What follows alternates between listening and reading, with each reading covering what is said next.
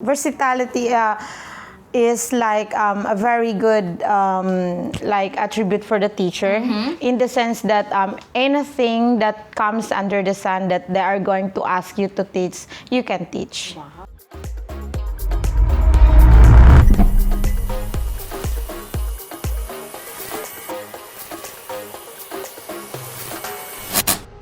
Good evening, viewers. I am your host for tonight. I am Maggie Paule. Welcome back to another episode of FilBrit1on1, where we will be featuring short courses and our hardworking trainers who always help our students be the best that they can be. Tonight, we are very lucky to have here with us a person who is very close to my heart. She is known for her tough love among our students. But of course, she may be a little straightforward, but everyone loves her. Without further ado, I will not make this introduction really long because we are all very excited to have her with us. Our guest for tonight, none other than Miss Mary Jane Espiritu. Good evening, Miss Jane. Good evening, Miss Maggie. Thank you for having me here. Of course, it is our pleasure to have you here with us tonight. Maybe you want to greet our viewers, Miss Jane? Good evening, everyone. Wow, short but sweet greetings for everybody. Of course, Miss Jane, we want to know, for the benefit of our viewers, from which part of the Philippines are you from? I came from Mindanao. Wow, there are a lot of great educators from Mindanao, and I know you are one of them, I assume. Yes. Wow, loud and proud. Okay, so of course we are here tonight to know more about your story in teaching. And I'm very excited, as well as our viewers. We're all very excited to know your story. My first question would be, if you don't mind, how long are you teaching? Oh my God. Actually, I've been teaching for more than 20 years. Wow, so that's 2 decades already, Miss Maggie. It's a very long period of time. And I know there are a lot of experiences and unforgettable moments during your teaching. But before we dig deep into that teaching, I want to know, is teaching really your first love? Actually, as I can recall, it's not my first love. When I was young, I want to become an accountant. Wow. But then I failed to have that dream. So then I proceed to education, but still I major in mathematics.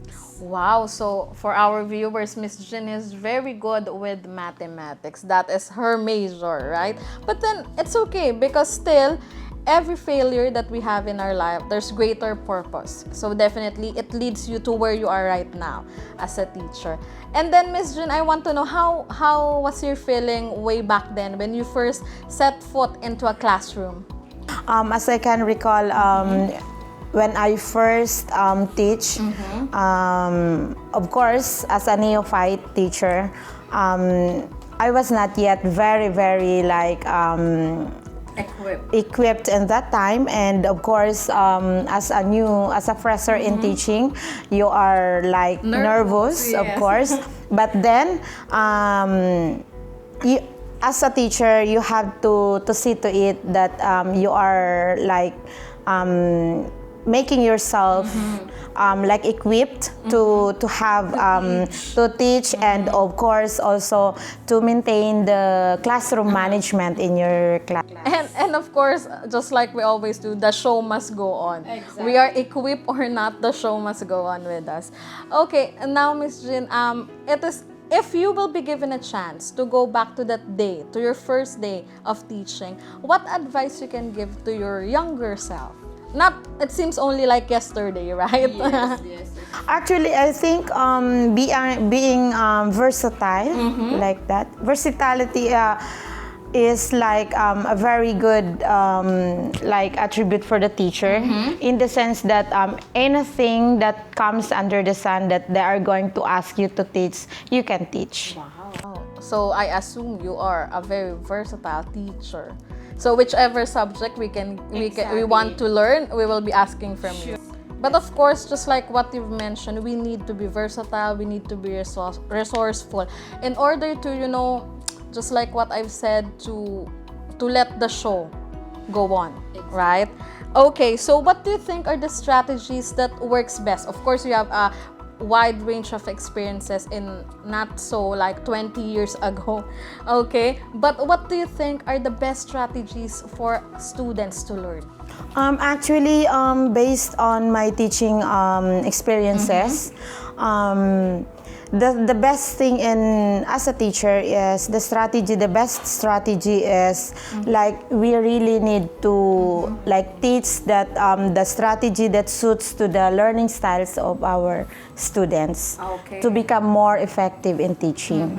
And now, since we've mentioned about the subjects, of course, not all students, I'm so sorry, Miss Jean, not all students love mathematics. We all know that. Even I, when I was still studying, I'm struggling with mathematics. So how do you cope up with those students who are having a hard time? How do you manage to help them extend a hand for them? Actually, Miss Maggie, the thing is in teaching mathematics, though the students, we all know that students really don't like mathematics. But then, as a teacher who's teaching mathematics, it is for us to motivate the students that we really need to impart to them that math should be loved by the students in the sense that we are using mathematics in our daily life. Yes, because before I used to say, I will not study math a lot because I'm not gonna use algebra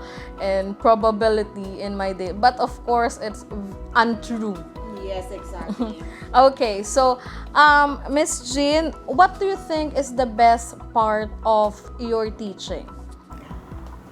The best part in teaching is inculcating to the mind of the students, imparting your knowledge to the students, like knowing that the students are learning from you. That's the best thing in teaching.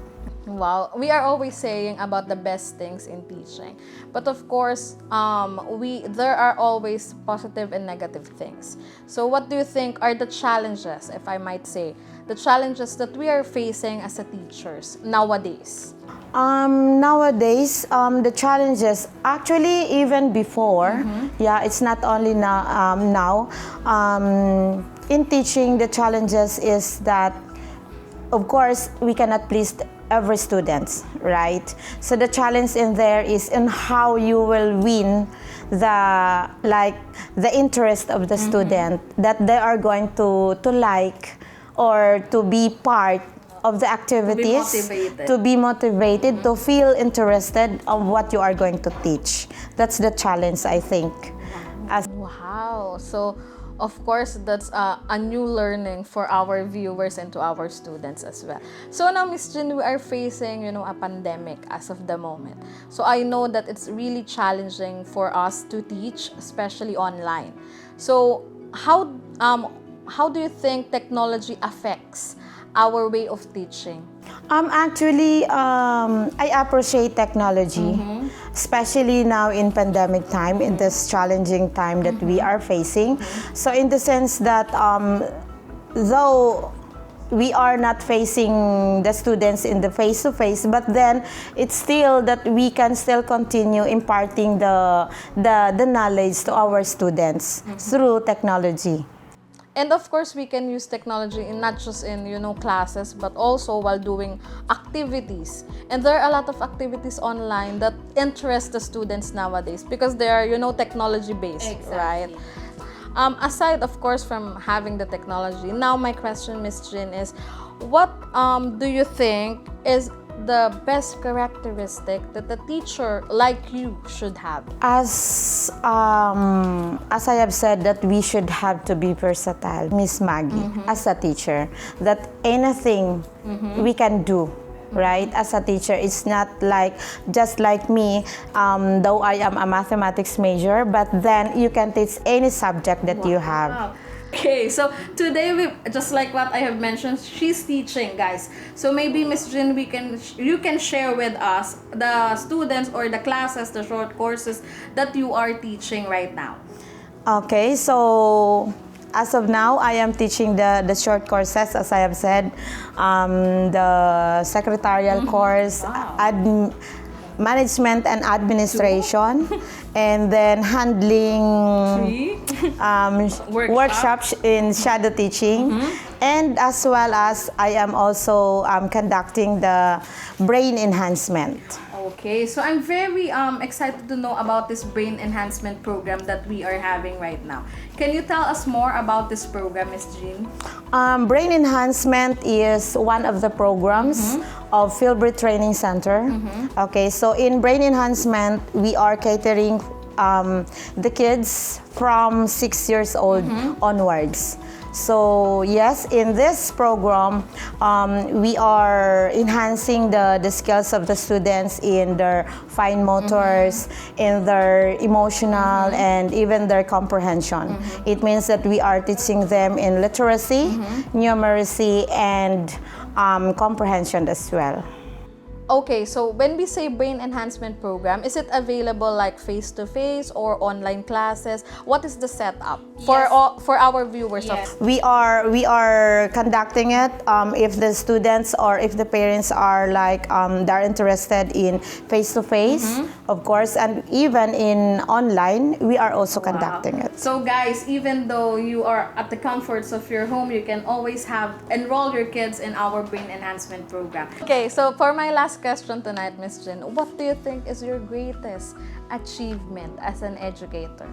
As an educator, of course, Miss Maggie, as you are also as an educator, so our greatest achievement, I think, is like knowing that our students they learned from us. Okay. So seeing them successful. Exactly. That is our greatest legacy. Yes. Okay, so of course I know. Thank you so much for sharing your inspirational story with all our viewers, Miss Jin, for tonight. But of course, even though we are done with the sharing of inspirational stories, we also have the fun little side of ours tonight. So we will be having, of course, guys, I know you want this one. So we will be having Filbrit Fast Talk.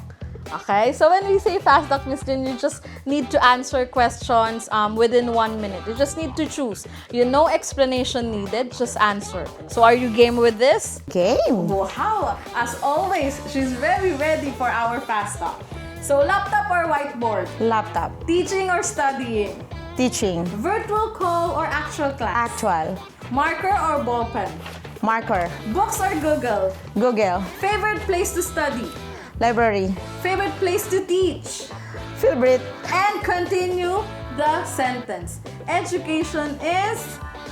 Education is imparting knowledge, and that is Filbrit. Wow! Thank you so much for that fun night with you, Miss Jane. And again, maybe you want to invite our viewers to enroll to our programs. Yes, I am inviting you to enroll.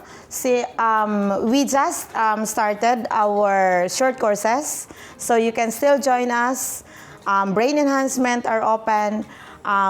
We have a lot of programs here in Filbrit Training Center. Okay, so it was such a fun night with you, Miss Jin. Thank you so much. My pleasure.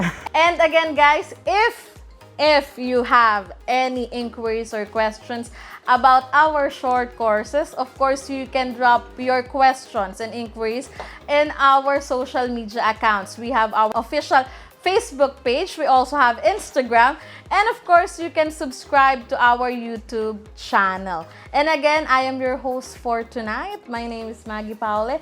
Thank you so much, guys. Good night and happy weekend. Bye-bye.